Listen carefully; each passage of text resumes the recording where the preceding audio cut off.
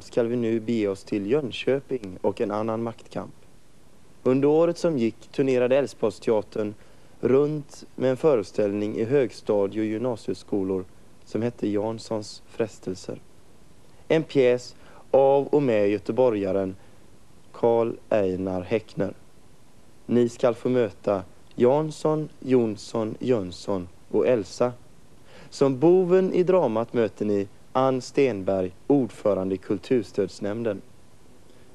Men nu alltså över till den lilla skämtbutiken i Jönköping. Janssons frestelser.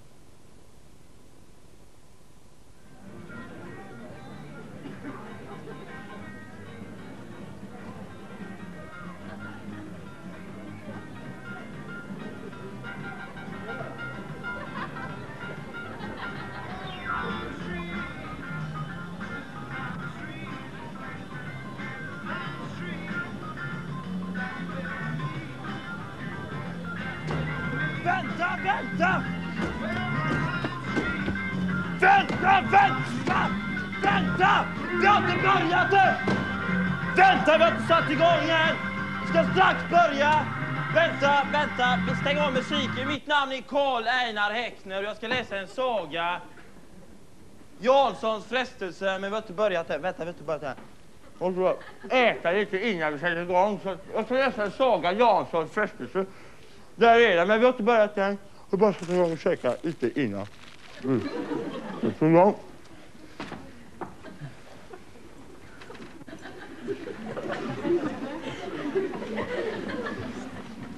Jag vet att Karl Einar Häckner, man kan löpa en baby till det, fattar inte jag.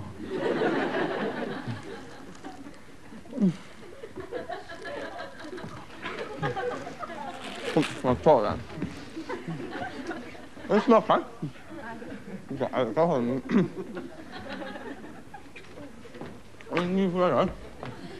Innan vi sätter igång så ska jag bara göra ett litet nummer. Med den här duken.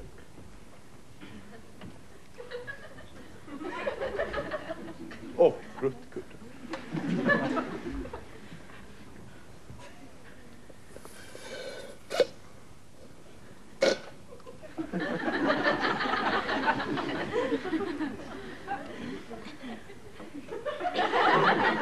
Pruttkudde, duk, pruttkudde. Det här är duken, det är pruttkudde.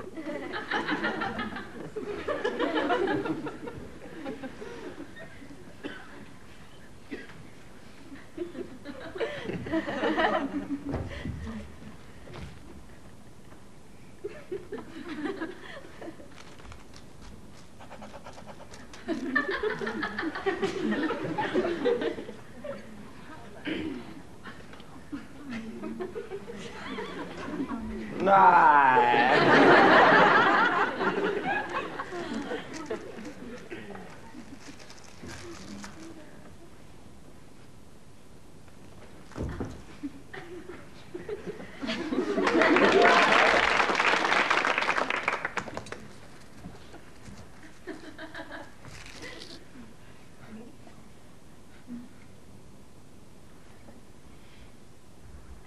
TV2-tändare.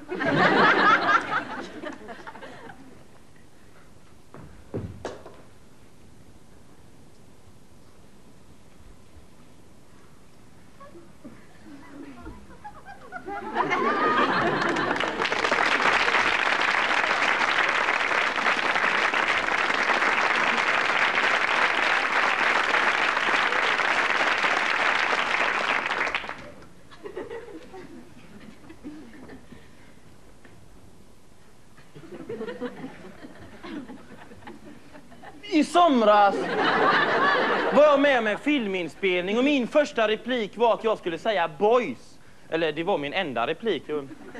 Och jag förberedde mig i 12 timmar och när kameran var på mig blev jag väldigt nervös. För jag började tänka på den här föreställningen idag istället för på pruttkudden. Så istället för boys sa jag bajs. Jag menar, det var inte kul där då. Eller det var inte roligt. De klippte bort alla mina scener.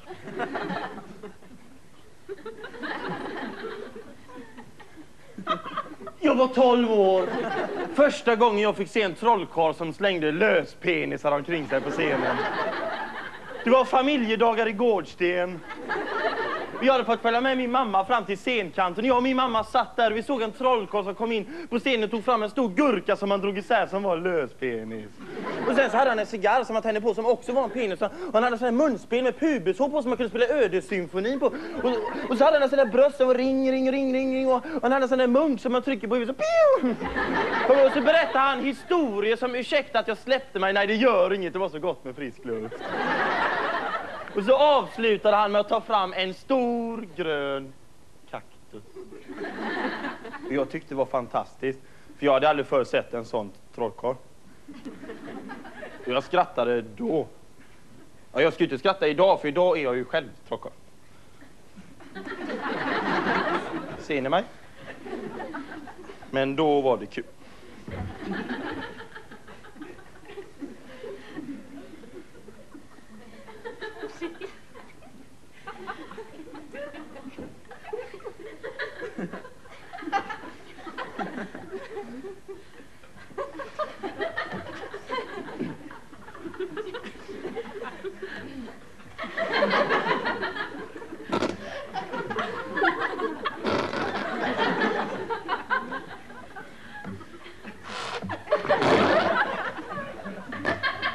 Jag vill att ni ska se mig som ett föredöme. Ja, men titta på mig, titta vad ser ni, vad ser ni? Ni ser en ungdomshjälte. Ja, men jag vill tala om vad som är god humor. Ni måste skilja ett gott skratt ifrån ett rått skratt. Jag vill ge er drömmar, hopp och visioner. Jag vill lyfta dig ifrån skiten. Ja, dig också, dig speciellt dig alltså. Nej, men alltså allihop, jag vill resa er. Glöm det förflutna. Det finns ett liv efter skolan, även om det är svårt att tro. Tro mig, framtiden är framför oss hela tiden. Fy fan vad bra. Sa en kille till mig när jag uppträdde i Sandvike. Du är rätt kille att åka ut ungdomarna uppträda. Jag jävlar i mig att jag är. För jag röker inte. Jag dricker inte. Jo, ibland dricker jag med. Men jag röker inte och jag är rätt person. För jag har omdöme att lära er att vissa saker är skrattar vi åt. Vi kan inte skratta åt ett marsvin som har stoppat in en brödrost. Oj, nej. Ja, vi har en som skrattar där.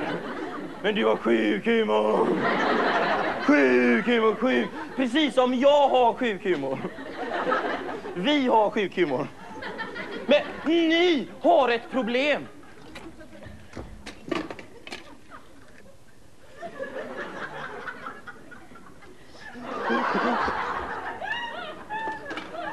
Ni har ett problem.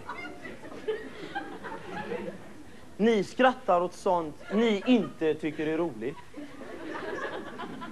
Nej. Ni är inte dumma i huvudet. Det sa jag inte. Jag tänkte det. Men jag sa det inte. Men jag vet vad ni tänker. Hur vet jag det? Det vet jag inte.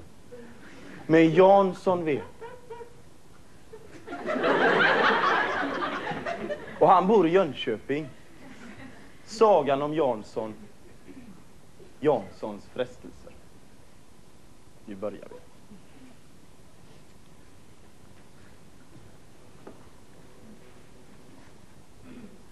Okej, Andreas.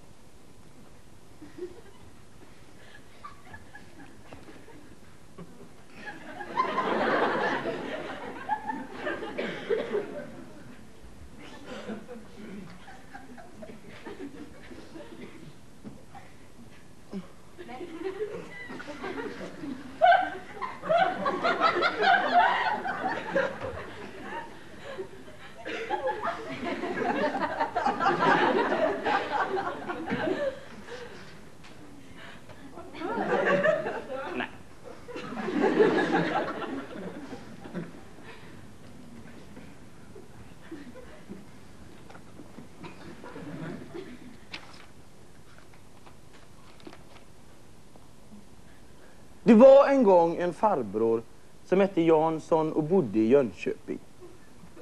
Jansson var en man i sina bästa år, 38. Och innehavare till stadens skämtaffär. Affären var döpt till Janssons frestelser.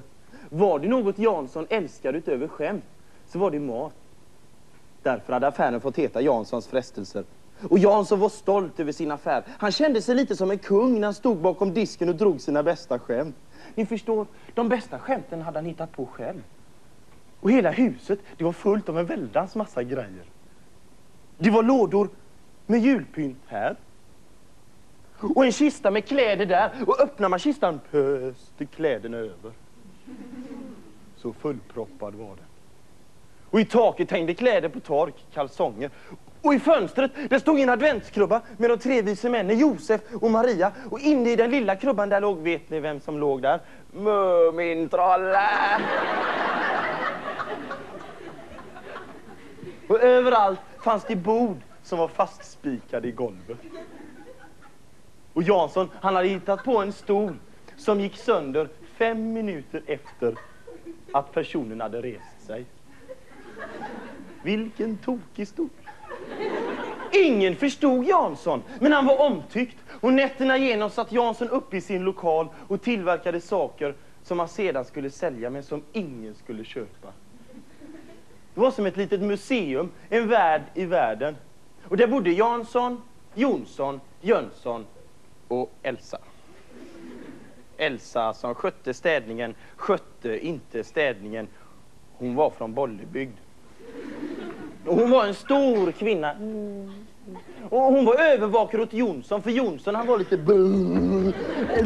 Eller Jonsson han var lite...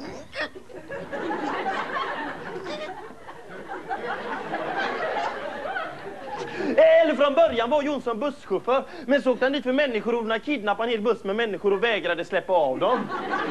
Jag menar, och de skulle ut till jobbet. Men stanna, släpp av och stanna. Vi kommer för sent till jobbet, stanna. Okej! Sa han, och så öppnade han mittendörrarna och ni vet precis när de skulle gå av. Nej! Körde han iväg. Ja, men stanna, släpp av, vi får sparken. Okej! Så han, så öppnade han mitten, ni vet när man sätter sista foten på trappsteget. Nej! Körde han iväg till en rondell och han körde runt i rondellen. Runt, han fick sparken. Polisen kom. Och då blev det så att Elsa blev en övervakare åt Jonsson. Och samtidigt var Elsa som en mor åt Jansson. Ni vet Janssons frestelser. För när Jansson var liten hade en trollkarl missat på ett hushågade damen-tricket när han plockat upp Janssons mamma ifrån publiken. Han hade inte fått ihop mamma. Hade Jansson fått gå hem utan mamma. Och då blev det så att Elsa blev en övervakare åt Jansson. Eller min mor tog hand om honom.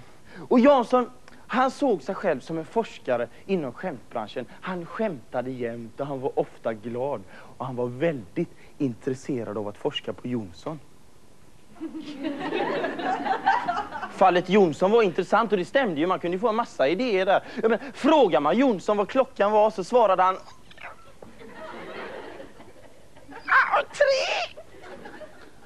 Och när Jansson forskade på Jonsson gick han omkring och tränade in tricks med schimpansen Jönsson som han fått av cirkusen i ersättning när de misslyckades med den itusågade mamman. Och Jansson hade hittat på en stol som gick sönder 5 minuter efter att personen hade rest sig. Men han fick inte sålt någon för folk om han gå ur affären innan stolen gick sönder. Så de fattade aldrig skämtet eftersom de inte var kvar när det hände. Och det var tiden. Folk hade inte tid att ta Janssons skämt på allvar. Osthandlaren var inne i affären. Ja, men snälla osthandlaren, vänta, gå inte. Stolen går sönder om 4,5 minut, stanna kvar. Och osthandlaren gick. Och efter 4,5 minut gick stolen sönder. Och då stod Jansson där ensam och skrattade. Sen hade Jansson också hittat på en kaffekopp där skeden satt fast i koppen. Och koppen satt fast i fatet. Som satt fast i bordet. Som var fastspikat i golvet. Och det fick jag inte heller sagt, för vem vill ha ett bord som man inte kan ta med sig hem? Ingen vill ha ett sånt bord. Jo, utom en. James Robertson från Wales. Och han hade köpt 26 stycken bord som stod fastspikade i hela huset i väntan på att bli levererade. Överallt var det bord. Och idag hade de fått 2 stycken brev.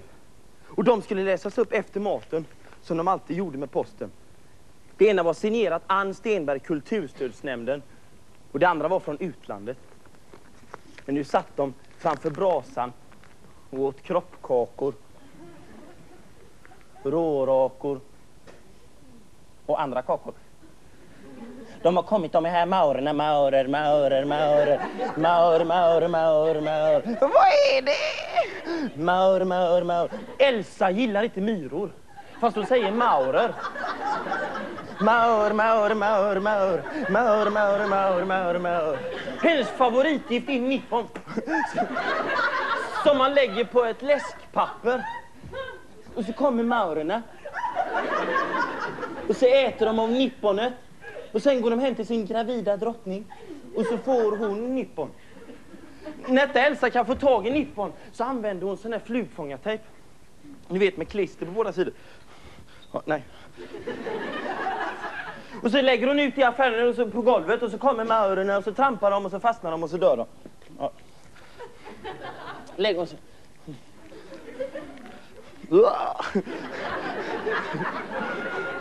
Nej.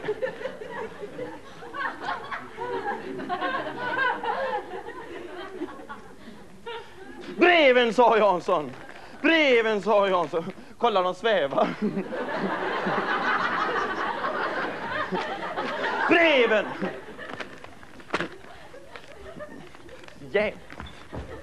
Jävla Elsa, fan. Ta den. Och hon tog den. Breven, sa Jansson. Och nej.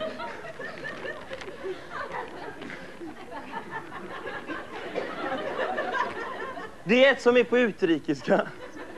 Då skulle Elsa läsa det. För hon kunde minsann engelska. För hon hade gått på engelska lektionerna. Men bara för att man har gått på engelska lektionerna betyder inte att man är grym med engelska. Elsa läste.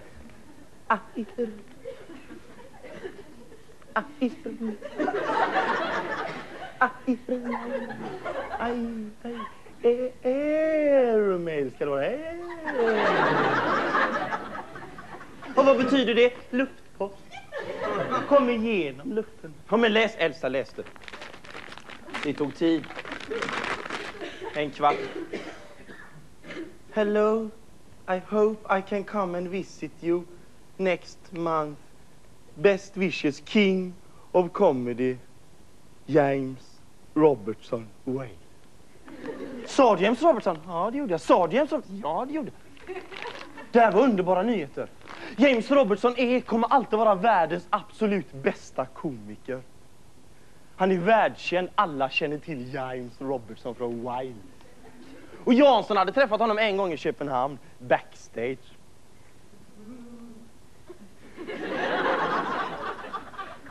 Och det betyder då bakom scenen.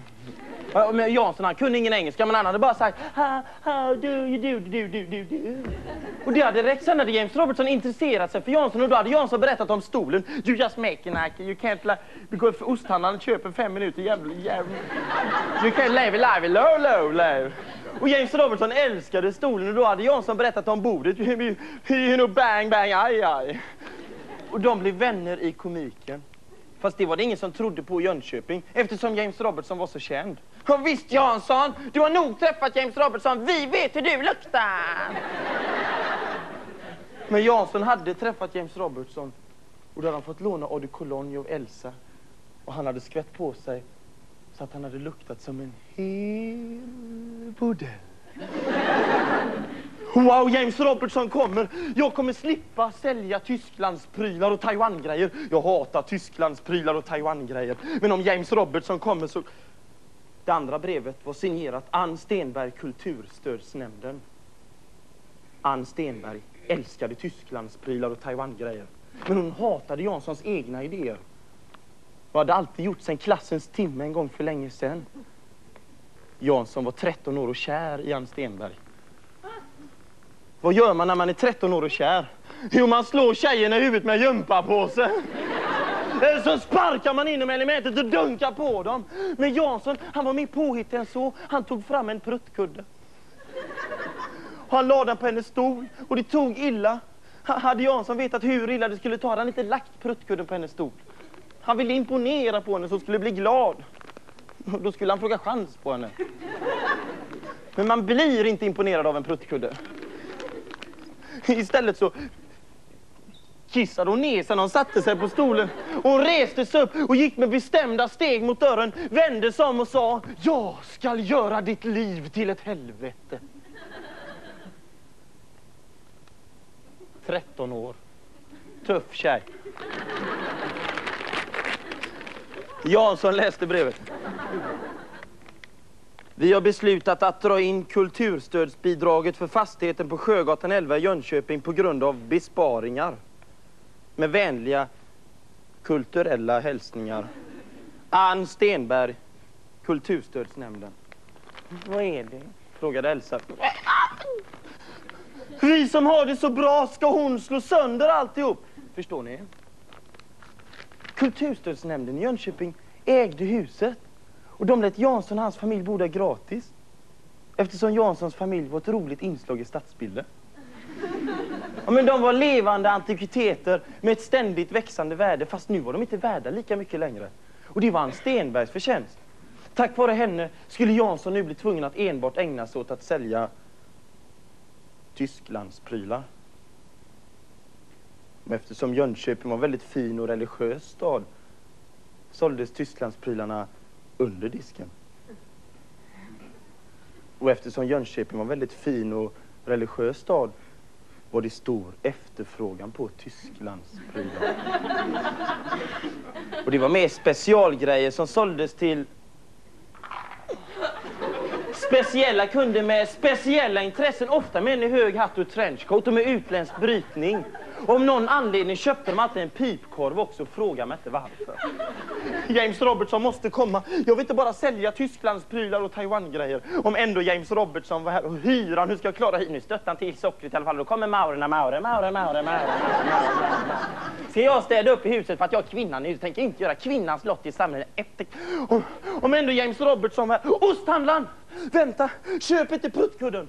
Kan du inte köpa stolen istället? Du kan få en som går sönder efter 3 minuter om du har ont om tid. Stanna kvar. James Robertson måste komma. Jansson var desperat.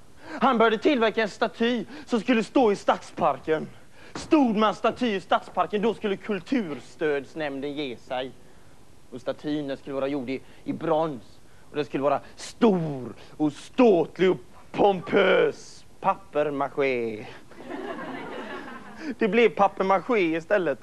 Och det började regna samma natt och ställde ut den. Så på morgonen var det bara en liten våt hög kvar. Och överst låg en träskylt där det stod Jansson.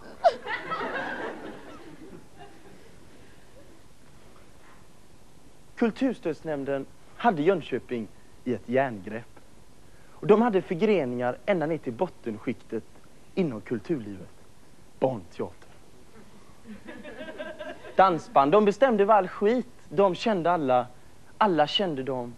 Det var många som arbetade i det tysta för Kulturstödsnämnden. De hade ett väl utbrett angiverisystem. Allt var kultur för Kulturstödsnämnden. Överst i hierarkin satt Ann Stenberg som ordförande. Kulturstödsnämnden i Jönköping var en maffia. Ann Stenberg var gudmor. Och att dra in hyran, det var bara första steget. Hon skulle krossa Jansson, hon skulle utplåna honom, sudda ut honom från Jönköpingskartan. Hon tyckte illa om Janssons skämt. Hon tyckte Janssons skämt var osmakliga. Hon hatade Janssons hjärna. En korv som piper. Spika fast bord i golvet. En stol som går sönder. Jansson saknar stil, klass och smak. Det var helt klart. Hon bara längtade efter att få komma med sitt företag och tvätta rent. Ann Stenberg var chef för Sanutex AB. Specialiserad på sanering av lägenheter. Att tvätta och sanera lägenheter är lönsamt. Mest lönsamt är det när en lägenhet är nedsölad med blod. Då blir det dyrt att tvätta rent. Nu får vi inte glömma att Ann Stenberg var en fin mor och dubbelarbetande hustru kvinna som läste godnattsagor för sin dotter när hon skulle gå och lägga sig. Ann Stenberg hade börjat sin karriär i Charken på ICA. Men insett att det låg mer pengar inom saneringsbranschen och barnteaterbranschen. Och vad som var utmärkande för Sanitex AB var att företaget var diskret och positivt. Positivt. Viktiga egenskaper, för ofta var det känsliga fall. Någon som skjutit sönder hjärnan. Slamsor som satt fast på väggen. Kött. Nötkött. I nyckelhålet, ja då kom Sanitex AB. Ann Stenberg hade börjat med 2 tomma händer och sen skrapat ihop en förmögenhet. Nej.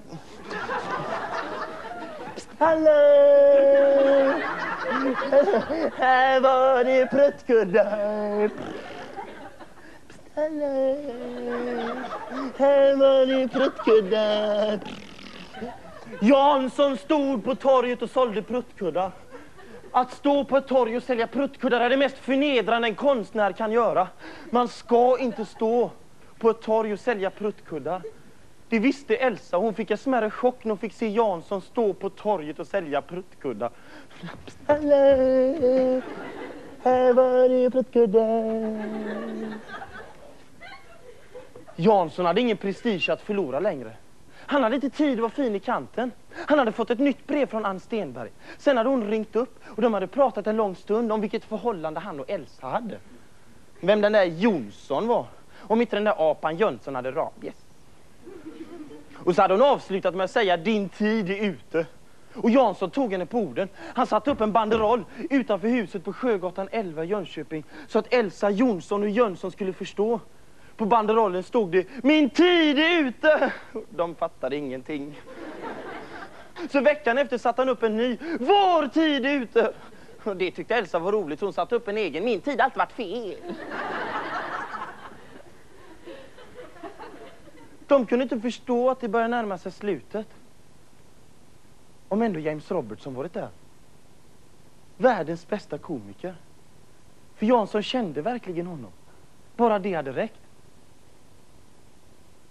Om James Robertson dessutom vek ut sig i Jönköpingsposten och sa att det där med stolen Jansson, det är fullkomligt lysande. Då skulle ingen kunna neka honom kulturbidrag till hyran. Han skulle bara behöva sälja sina egna skämt. Det kunde inte Jansson förklara för Elsa, Jonsson och Jönsson. Hur skulle han förklara att en kvinna ville krossa dem bara för en prutts skull? Det var ju trots allt han som hade en fot i verkligheten. De andra i det lilla sällskapet på Sjögatan 11 i Jönköping levde i en drömvärld med lögner, maurer och bananer. You don't have to be beautiful to turn me on. I just need your body, baby, from dusk till dawn. You don't need experience to turn me out. You just leave it all up to me. I'll show you what it's all about. You don't have to be rich to be my girl. You don't have to be cool to rule my world. Ain't no particular sign I'm more compatible with. I just want your extra time and your kiss.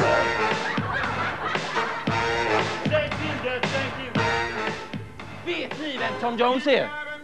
Vet ni vem Tom Jones är? Vet ni det? Han kommer från Wales.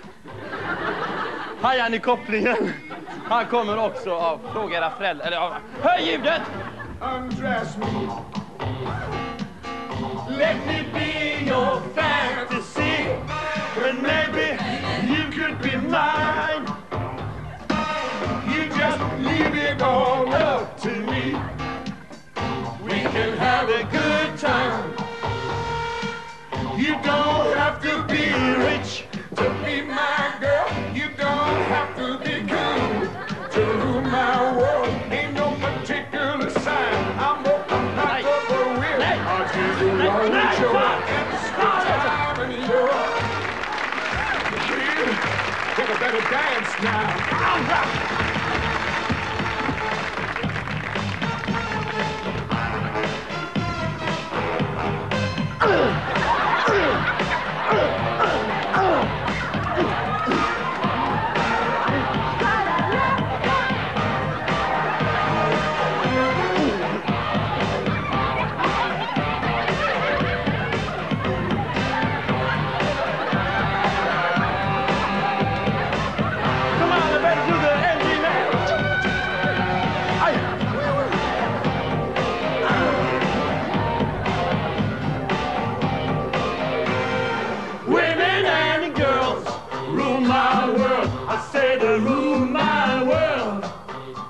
Flaskan och glaset. Ett fantastiskt trick. Man ska ta Tommy Cooper gjorde en gång. Man ska förflytta. Nej, vänta, skit i det. Så. Nej, vänta. Nej, men. Alltså man ska förflytta. De här. Nej! Ah!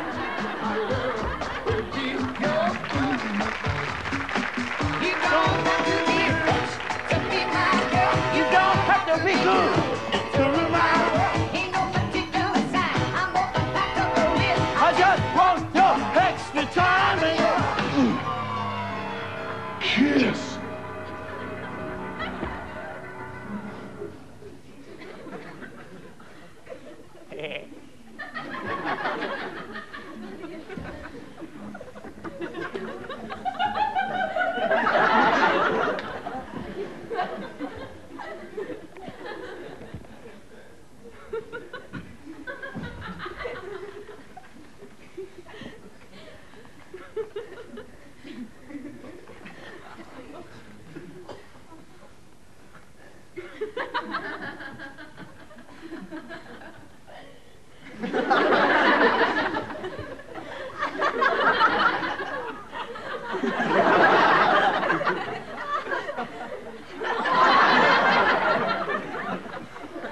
Nu var tiden äntligen mogen för att mosa Jansson.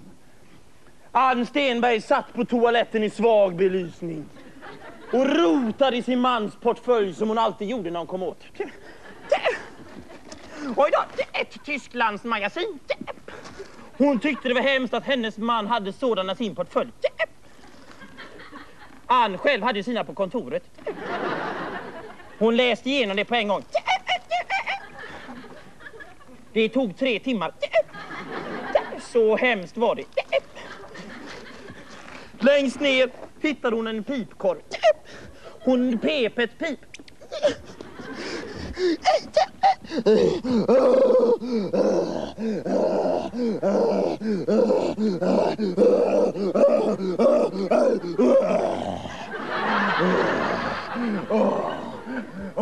Äntligen!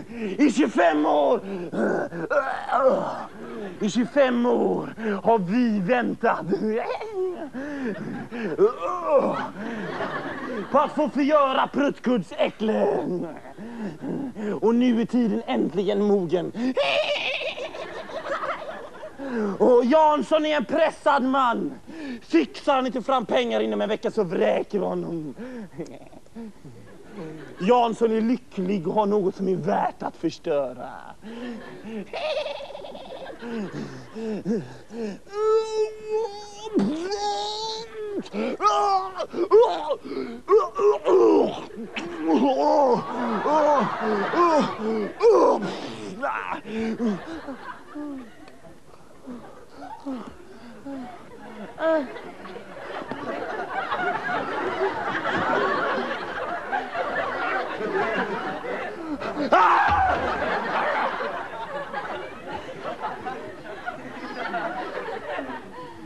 Ann Stenberg hade fått en idé.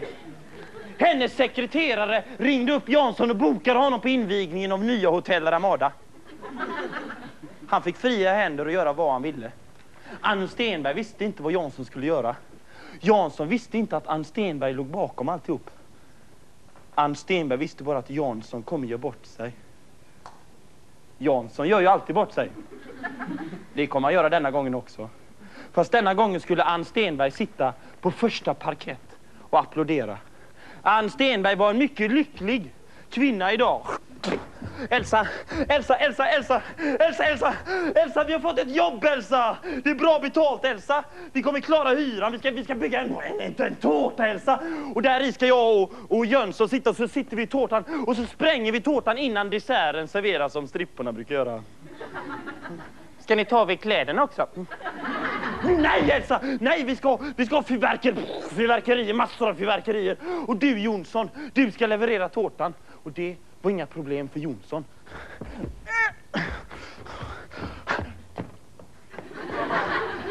Jo, men ni har beställt en tårta. Nej, vi har inte beställt någon tårta. Vem har pratat om tårta? Och du? Nej. Jag gillar inte tårta. Och det spelar väl ingen roll? Nej. Det tycker inte jag heller. Vad pratar vi om då? Jag vet inte. Ska du inte släppa in mig? Jo visst, men stå inte där. Nej, tack så mycket. Hela Jönköping var där. På invigningen av nya Hotell Ramada. Jansson satt inne i tårtan med apan Jönsson i knät. Ja, jag har tänkt på allting. Utom en liten flicka på 7 år. Som tyckte tårtan var mycket roligare än alla tråkiga tår. Jättegod. Bara måste doppa fingret i grädden. Hon tog en jordgubbe. Så tog hon en jordgubbe till. Så tog hon titthålsjordgubbe. Helt plötsligt började tårtan röra på sig lite. Gå bort, sa tårtan till henne. Gå bort, en överraskning! På ett ögonblick var hon borta, lika snabbt var hon tillbaka med en kompis. Nej! Gå bort! Då fick flickan i den blå klänningen syn på en farbror som satt inne i tårtan. Flickorna tisslade och tastade. Snart var det en hel liten klunga barn framför tårtan. Och de undrade alla varför det satt en liten arg farbror i tårtan. Det undrade Jansson också. De blängde genom titthålet på Jansson och Jansson han blängde tillbaka. Då fick flickan i den blå klänningen syn på apan. Barn, ni måste komma ner. Det var en förälder som uppmärksammat barnen. Men det är en apa i tårtan, sa flickan. Ja, det är det, sa föräldern. Men det är en apa i tårtan. Ja, det är det, sa. Men det är, flytta på, sa tårtan. Den rörde på sig, sa föräldern. Men det är en apa i tårtan. Då fick flickan i den blå klänningen syn på ett snöre som satt under tårtan. Hon drog tag i snöret då. Tänk 10 kilo svartkrävt. Utläst på fel plats. Av fel person. Vid fel tillfälle. Det var inte bra. Hela hotelljävel Ramada.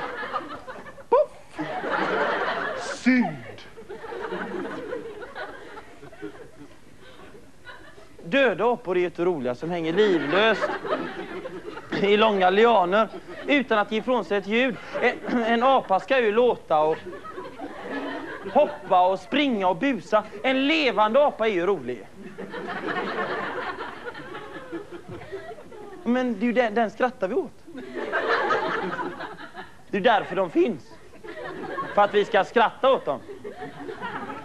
Janssons apa Jönsson dog. Inte, han luktade bara bränn.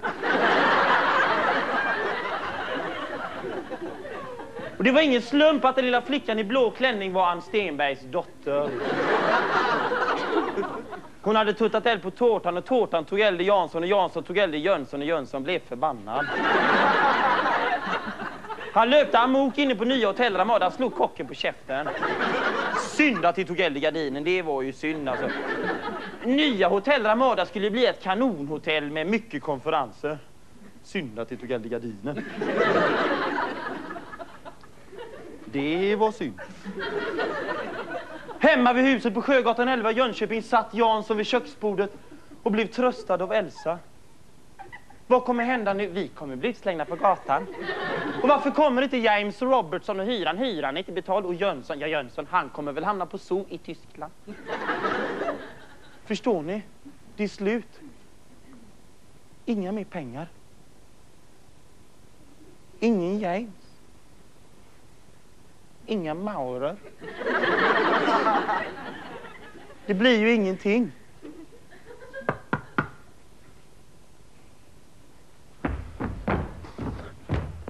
Där stod 6 bastanta poliser med en häktningsorder i handen. Skadegörelse, förargelseväckande beteende, försök till mordbrand samt djurplågeri.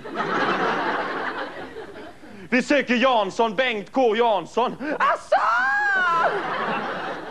Sa Jonsson och tog dem till Jönsson. Är det här Jansson? Ja, visst!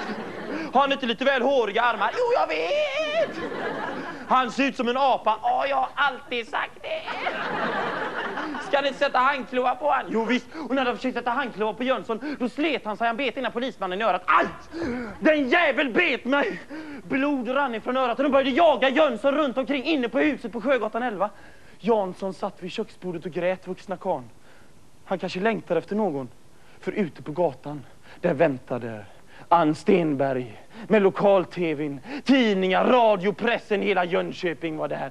Hämndens timme var slagen, osthandlaren var också där. Alla var där. Ann Stenberg ville inte vänta längre. Och Jönköpings musikkår var där. Det skulle göras till musik. Ann Stenberg ville inte vänta längre. Hon sprang in på huset på Sjögatan 11. Var är pruttkuddsäcklet? När jag hittar honom ska jag köra upp denna där den hör hemma. Hon började springa omkring inne på huset. Hon hade aldrig sett så många rum i hela sitt liv.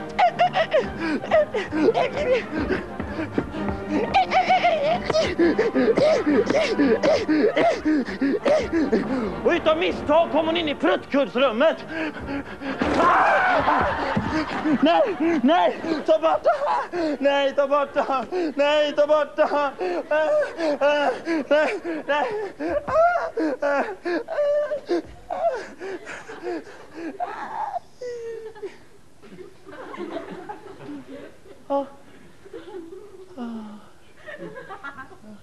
Då fick hon plötsligt syn på den vackraste mannen hon någonsin har sett. Han var så vacker, så gudomligt vacker. I sitt halvlånga hårdrockhår, hans randiga tröja och svarta pyjamasbyxor. Han hade en sån platt mage. Han var så snygg, så sexig och så söt. Inte ett dugg egotrippad eller självupptagen. Det var James Robertson. Han hade kommit. Ann Stenberg glömde av att hata prutten. Det var kärlek, hon blev kär. James Robertson hade kommit och det var mannen. Han hade allt, de blev kära i varandra. Han hade 2 guldkedjor. Men är det jag som är James Robertson? Jag är James Robertson från Wales. Carolina. Nej, jag trodde att jag var Jansson.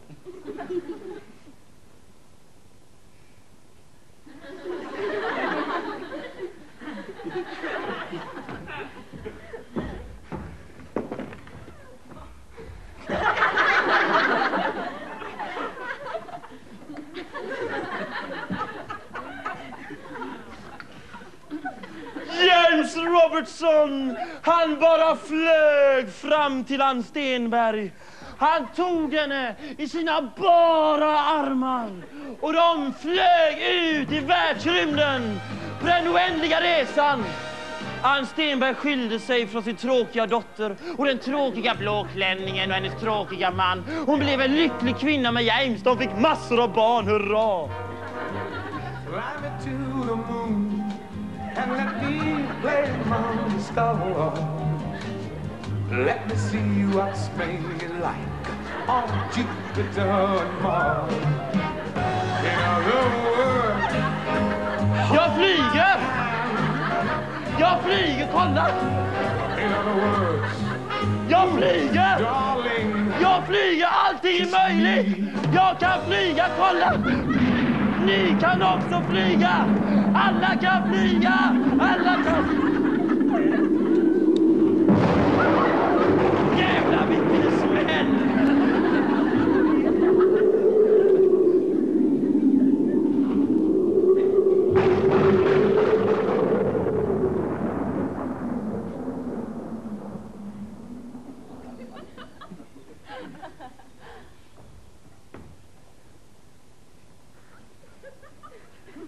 Janssons frestelser på Sjögatan 11 i Jönköping fick bestå. Jansson, Jonsson, Jönsson och Elsa bor fortfarande kvar. Och Jansson tillverkar stolar som går sönder och bord som sitter fast i golvet. Hallå? Nej, men om du är i Jönköping så hälsa på dig där. Jag lovar, jag är inte där. För allting är som det alltid har varit.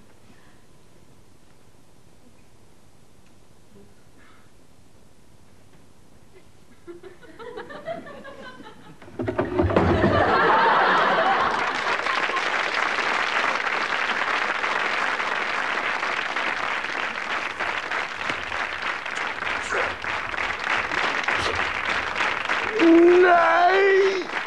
Nej! Nej!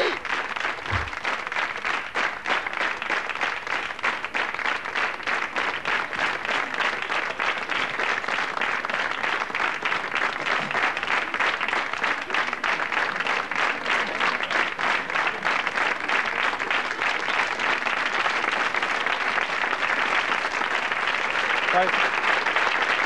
Tack. Tack.